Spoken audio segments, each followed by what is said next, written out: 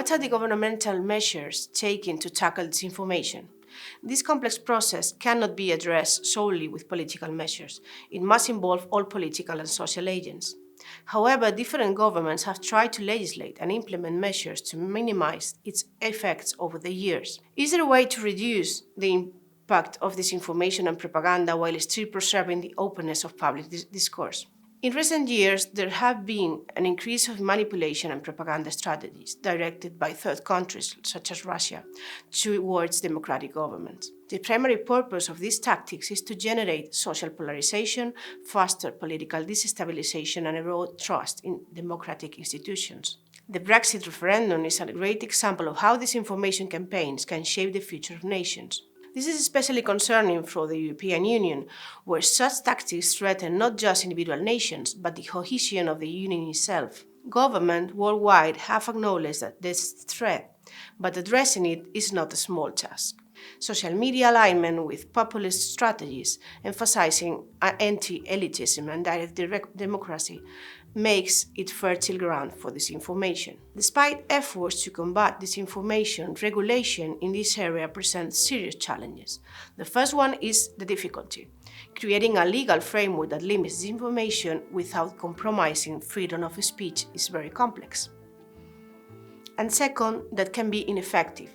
The measures adopted so far have ranged from insufficient responses to ineffective actions that fail to address the root of the phenomenon. On the global stage, organizations like the UN and the OSCE have taken steps to address disinformation. In 2017, they issued a joint declaration emphasizing the need for balanced approaches that respect fundamental rights, including freedom and expression. In 2021, the same organism, the UN, adopted a resolution which highlights media literacy, platform accountability, and collaboration as key pillars for combating disinformation.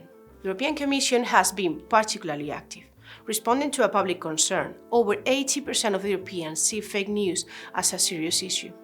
It launches several initiatives, including the 2018 report on fake news with recommendations like promoting media literacy and supporting independent fact-checkers, the Code of Practice of Disinformation, a voluntary agreement for industry self-regulation, and more recently the Digital Service Act, DSA, which sets rules for large online platforms to manage content, prevent disinformation, and ensure transparency. An example of individual legal actions are the examples of Germany and France.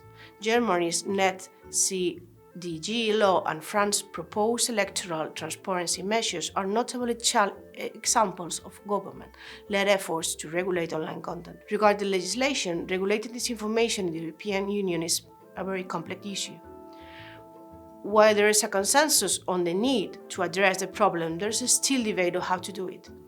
Legislation may be necessary to adapt to new scenarios and challenges, but there are also warnings about the risk or a poorly crafted law that could restrict freedom under the appearance of national security. As Corredor Alonso pointed out, practical implementation and sustained monitoring will be key. Without this, even the best-intentioned policies may fall short. To sum up, this is an unfinished chapter when we tackle disinformation. Promoting information and media literacy, ensuring transparency, and maintaining platforms accountable are essential steps in this process.